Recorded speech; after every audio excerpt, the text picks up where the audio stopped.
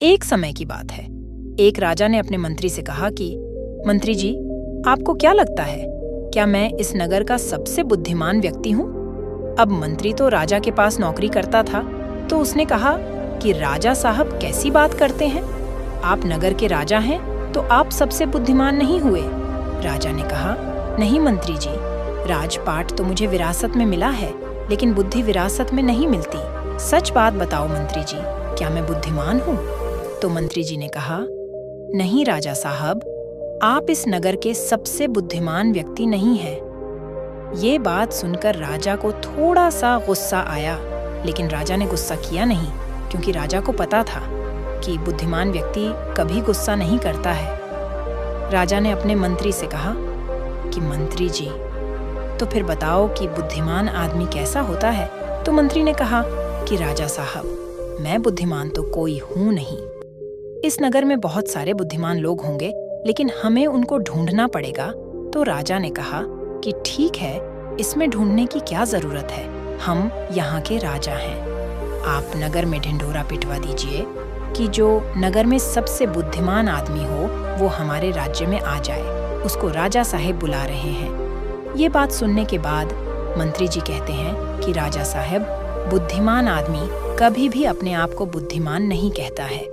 इसलिए अगर हम डिंडोरा पिटवा भी देंगे तो हमारा महल मूर्खों से भर जाएगा, क्योंकि मूर्ख आदमी ही अपने आप को बुद्धिमान कहलवाएगा और वह अपने आप को बुद्धिमान साबित करने के लिए यहाँ आकर अनापशनाप बातें करेगा। इसीलिए हमें कोई और रास्ता ढूंढना होगा। उसके बाद मंत्री जी रात भर सोचते हैं कि ऐसा कौन सा तरीका हो सकता है जिससे कि बुद्धिमान आदमी हमारे राजा के पास आ जाए।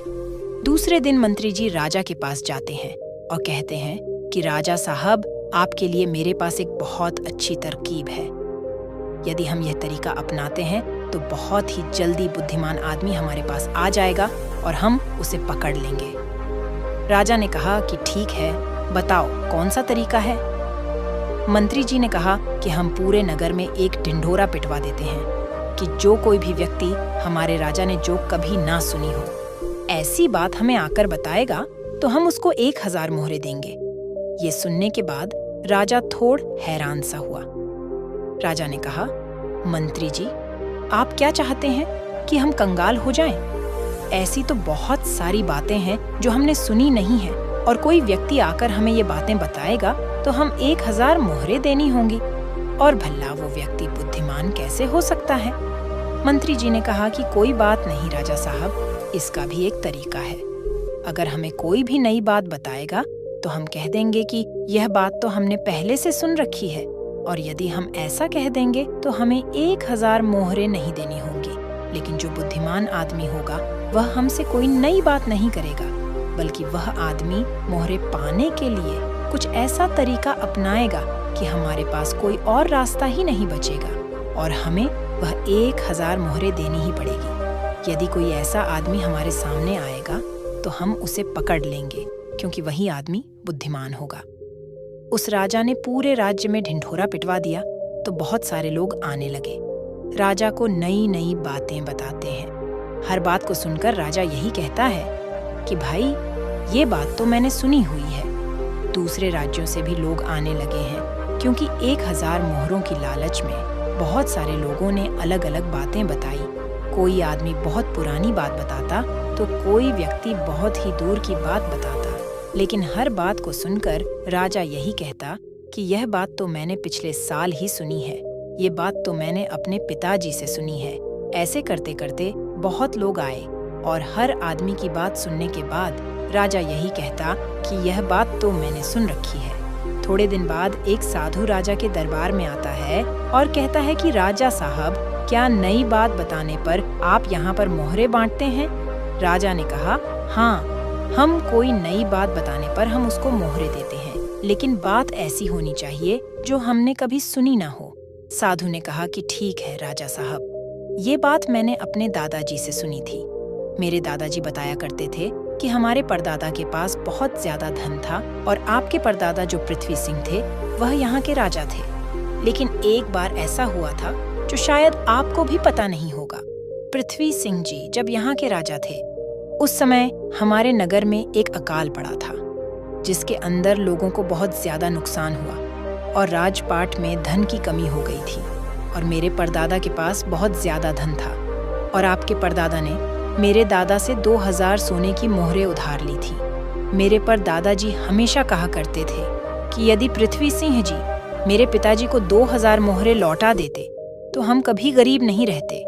अब देखो ना राजा साहब, मेरे परदादाजी ने आपके दादाजी की मदद की, इसीलिए हमारे परदादा गरीब हो गए। फिर हमारे दादाजी भी गरीब रहे, हमारे पिताजी भी गरीब रहे और मेरा भी ये गरीब परिवार में जन्म हुआ और इसीलिए मैं साधु बन गया। मुझे पता था कि यदि मैं आपके पास आऊंगा तो आप वह मोहरें वापस तो नहीं देंगे, क्योंकि आपने वह बात सुनी ही नहीं। लेकिन आपने यह कहा कि कोई नई बात मुझे बताएगा तो 1000 मोहरें मिलेंगे। इसलिए मैं आपको यह बातें बताने आ गया ताकि आपको इतनी पुरानी बात का पता चले। अब ये बात सुनने के बाद मंत्री को पता चल गया कि यह साधु इस नगर का सबसे बुद्धिमान व्यक्ति है, क्योंकि अब राजा फंस चुके थे। अब राजा अगर ये कह देते हैं कि यह बात मैंने नहीं सुनी, तो शर्त के मुताबिक 1000 मोहरें उस आदमी को देनी पड़ती, क्योंकि राजा ने इसी बात का ढिढोरा पिटवाया था कि कोई नई बात मुझे बताओ। और यदि राजा यह कह दें कि यह बात तो मैंने पहले से सुन रखी है, तो फिर तो 2000 मोहरें उसे वापस लौटानी पड़ेगी। अब राजा भी समझ चुका था और मन ही मन हंस भी रहा था कि बुद्धिमान आदमी ने किस तरह हमें फंसाया है। उसके बाद राजा उस साधु के चरणों में गिर पड़ा और कहा कि साधु बाबा, हम तो यह देखना चाहते थे कि हमारे नगर में सबसे बुद्धिमान आदमी कौन है। मेरे और मंत्री जी के बीच में एक शर्त लगी थी कि हमारे राज्य में मेरे से भी ज्यादा कोई बुद्धिमान आदमी है, तो हम उस बुद्धिमान आदमी को पकड़ लेंगे। और देखो, हमने आपको पकड़ लिया। उसके बाद सारी बात साधु को भी समझ में आ गई थी। साधु ने कहा कि राजा साहब, मैं तो बस इस होड़ को खत्म करना चाहता था। मुझे जब पता चला कि आप मोहरें बांट रहे हो, तो पूरे नगर में किस तरह की भाग दौड़ मच गई। सब लोग अपना काम छोड़कर इस काम में लग गए। अब देखो, ऐसा कितना दिन चलेगा। यदि वो अपना काम छोड़कर इस काम में लगे रहेंगे तो हमारे राज्य का क्या हाल हो जाएगा। मैं तो बस इस बात को खत्म करना चाहता था, इसीलिए मैंने यह तरकीब अपनाई। उसके बाद वह राजा कहते हैं, साधु बाबा, लेकिन एक बुद्धिमान आदमी होता कैसा है? कौन से गुण होते हैं जो उसे बुद्धिमान बनाते हैं? उसके बाद वह साधु बाबा कहते हैं कि वैसे तो बुद्धिमान आदमी को पहचानना काफी मुश्किल होता है, क्योंकि बुद्धिमान और मूर्ख व्यक्ति एक जैसे ही दिखते हैं, लेकिन दोनों में बड़ा फर्क होता है। आज मैं आपको ऐसी बातें बताता हूँ जिससे आप एक बुद्धिमान आदमी का पता लगा सकते हैं। और यदि यह गुण आपके अंदर है तो आप एक बुद्धिमान आदमी हो, और यदि आपके अंदर नहीं है तो इन गुणों को पहचान कर आप बुद्धिमान बन सकते हो। उसके बाद वह साधु बाबा कहते हैं कि बुद्धिमान आदमी का सबसे पहला गुण होता है कि वह हर काम को समय के अनुसार करता है, फालतू समय को भी उपयोग में ले लेता है, और इसके लिए वह सबसे महत्वपूर्ण कामों को सबसे पहले करता है। बुद्धिमान लोग हमेशा समय को धन से अधिक महत्व देते हैं, क्योंकि वह लोग इस बात को अच्छे से समझते हैं कि इस दुनिया में समय ही वह चीज है जो सबसे निश्चित मात्रा में है और जिसे किसी भी तरीके से बढ़ाया नहीं जा सकता। इसीलिए वह हर काम की सूची बनाते हैं और उन्हें समय पर पूरा करने का प्रयास करते हैं। बुद्धिमान लोग आलसी नहीं होते, वह अपने काम को टालते नहीं हैं। आलस्य को वह अपना सबसे बड़ा शत्रु मानते हैं। वह खुद को इन आदतों का शिकार कभी नहीं होने देते। काम को टालने की आदत है जो इंसान को कभी आगे नहीं बढ़ने देती। दूसरा गुण जो बुद्धिमान व्यक्ति की पहचान होता है, वह होता है कि उसको किसी से कोई शिकायत नहीं होती। वह समझते हैं कि इंसान गलतियों का पुतला होता है, इसीलिए माफ कर देना ही इंसान का सबसे बड़ा गुण होता है। यदि बुद्धिमान आदमी के सामने कोई आदमी गलती भी कर देता है तो वह उसको माफ कर देता है, ना कि उस पर गुस्सा करता है। और बुद्धिमान आदमी अपनी गलतियों से ही सीखता है। यदि वह गलती कर भी लेता है तो उसे पता होता है कि यह गलती मैं एक ही बार करूंगा, उस गलती को दोबारा से कभी दोहराऊंगा नहीं। कहते हैं कि एक बार इंसान गलती करता है, लेकिन वही गलती कोई इंसान अगर दोबारा दोहराता है तो वह इंसान नहीं, वह मूर्ख होता है। इसलिए बुद्धिमान यदि गलती कर भी देता है तो वह एक बार ही करेगा और उस गलती से बहुत कुछ सीख भी लेगा। तीसरा गुण, बुद्धिमान आदमी के अंदर जो होता है कि वह कभी गुस्से में कोई फैसला नहीं लेता और ना ही कभी ज्यादा खुशी में कोई फैसला लेता, क्योंकि उसे पता है कि गुस्से के अंदर लिया हुआ फैसला कभी भी फायदा नहीं पहुंचाएगा, क्योंकि गुस्से में हमारा दिमाग काम करना बंद कर देता है और उसमें हमें कोई फैसला नहीं लेना चाहिए।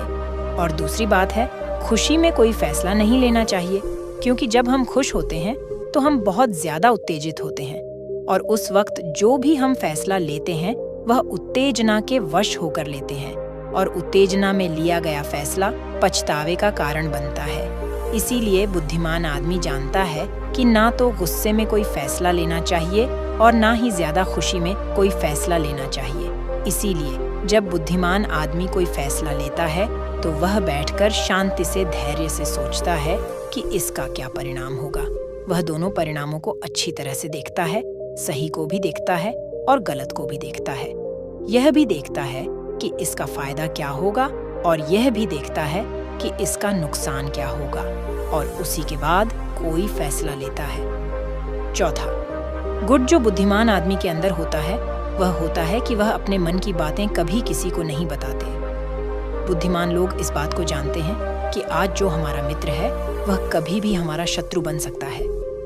वह अपनी व्यक्तिगत बातें, अपनी कमजोरियां, अपनी ताकत किसी के सामने नहीं बताते, लेकिन ज्यादातर लोग अपने मन की बातें, अपने घर की बातें, ऐसी बातें जो दूसरों को बतानी नहीं चाहिए, उनको दूसरों को बताते रहते हैं। उसके बाद वो बातों की वजह से फंस जाते हैं, उन्हें दुख मिलता है, धोखा मिलता है, फिर वह उस परेशानी में पड़ जाते हैं, दूसरे लोगों को दोष देते हैं। इसीलिए बुद्धिमान आदमी ऐसा कभी नहीं करता, क्योंकि उसे पता है कि घर के भेद या अपने भेद दूसरों को बताएंगे तो इससे हमारा ही घाटा होगा, हमें ही नुकसान होगा। पांचवा गुण जो एक बुद्धिमान आदमी के अंदर होता है कि वह सब लोगों से बातचीत करते हैं। ऐसा इसलिए करते हैं ताकि हर किसी का तजुर्बा सीखने को मिल जाए। इस बात को समझते हैं कि किसी भी क्षेत्र का सफल आदमी सिर्फ कुछ ही मिनटों में उन्हें वह बातें बता सकता है जिससे सीखने में उन्हें सालों लग जाते हैं। एक बुद्धिमान आदमी सफल व्यक्ति के साथ साथ उसकी असफलताओं से भी सीखता है और उन सभी बातों पर अमल करता है जो उसके सीखने लायक होती हैं, क्योंकि एक व्यक्ति यदि अपने जीवन में सीखने की कोशिश करता है तो उसकी उम्र कम पड़ जाती है। ये चाणक्य ने भी कहा है। इसलिए हमें दूसरे लोगों से सीखना चाहिए, उनके अनुभवों से सीखना चाहिए, उनकी सफलताओं से भी सीखना चाहिए और उनकी असफलताओं से भी सीखना चाहिए। छठा गुण जो बुद्धिमान आदमी की पहचान होती है वह यह कि यदि वह कोई भी कार्य शुरू करते हैं तो उस कार्य के पूरा होने तक किसी को भी नहीं बताते। लेकिन जो बुद्धिहीन लोग होते हैं वह काम शुरू करने से पहले ही ढिंढोरा पीटना शुरू कर देते हैं। उन्हें लगता है कि हमारी वाहवाही होगी और यही उनकी सबसे बड़ी कमी होती है, क्योंकि यदि हम किसी काम की शुरुआत करते हैं और पहले ही उसका ढिंढोरा पीट देते हैं तो बाद में उस काम के नाकामयाब होने पर हमारी बेइज्जती होती है। लोगों की नज़र में हम असफल आदमी की श्रेणी में आ जाते हैं और यदि हम अपने काम को शुरू करते वक्त किसी को उसके बारे में बताते नहीं हैं तो काम पूरा होने पर लोगों को खुद ही पता चल जाएगा और वही लोग बोलेंगे कि यह आदमी कितना शांत है, अंदर से कितना अहंकार शून्य है। इतनी बड़ी कामयाबी हासिल करने के बाद भी इसने कभी किसी को कुछ नहीं बताया। और यही लोगों की सोच समाज में आपको प्रतिष्ठावान बनाती है। सातवां गुण जो बुद्धिमान आदमी की पहचान होती है वह होती है कि बुद्धिमान आदमी कभी भी अपने आप को बुद्धिमान नहीं समझता। वह हमेशा शिष्य बनकर रहता है, गुरु कभी नहीं बनता, क्योंकि जब आदमी कोई गुरु बन जाता है तो उसकी सीखने की क्षमता खत्म हो जाती है। वह दूसरों को सिखाता तो है लेकिन खुद कभी नहीं सीख पाता। लेकिन बुद्धिमान आदमी कभी भी अपने आप को सीखने से रोक नहीं सकता। वो जीवन भर कुछ ना कुछ सीखता रहता है। क्योंकि दुनिया में कुछ भी सीखना हो तो हम छोटा बनकर सीख सकते हैं। बड़ा बनकर अहंकार से भरकर अपने आप को बुद्धिमान समझकर कोई चीज सीखी नहीं जा सकती है। इसके बाद वो साधु महात्मा कहते हैं कि इसीलिए राजा साहब आपने इतना अच्छा तरीका निकाला।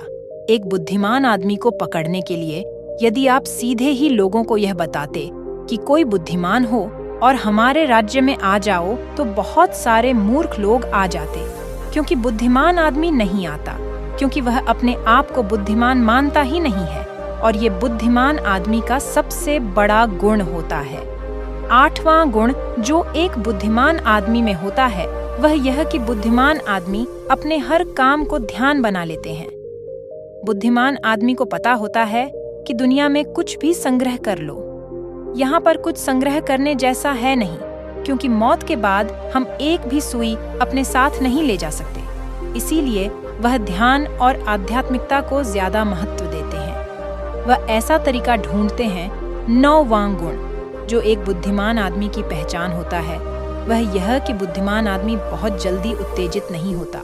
चाहे कितना भी बुरा समय हो, चाहे कितना भी अच्छा समय हो, वह स्थिर बने रहते हैं, वह शांत बने रहते हैं और यही उनकी बुद्धिमानी की सबसे बड़ी पहचान होती है। आम आदमी थोड़ी सी खुशी मिलने पर बहुत ज्यादा उत्तेजित हो जाता है या फिर थोड़ा सा दुख मिलने पर बहुत ज्यादा दुखी हो जाता है, लेकिन एक बुद्धिमान आदमी जानता है कि समय हमेशा बदलता रहता है। यही समय की आदत है, यही समय की फितरत है। समय कभी भी बदल सकता है। अच्छा समय बुरा हो सकता है और बुरा समय अच्छा हो सकता है। इसीलिए वह दोनों पहलुओं को सोच के चलता है और दोनों पहलुओं से बाहर आकर उन पहलुओं को देख पाता है। तो साथियों, यह वीडियो आपको कैसी लगी? मैं उम्मीद करती हूँ इस वीडियो से आपको बहुत कुछ सीखने को मिला होगा। अपनी राय कमेंट बॉक्स में दें। फिर मिलते हैं अगले वीडियो में।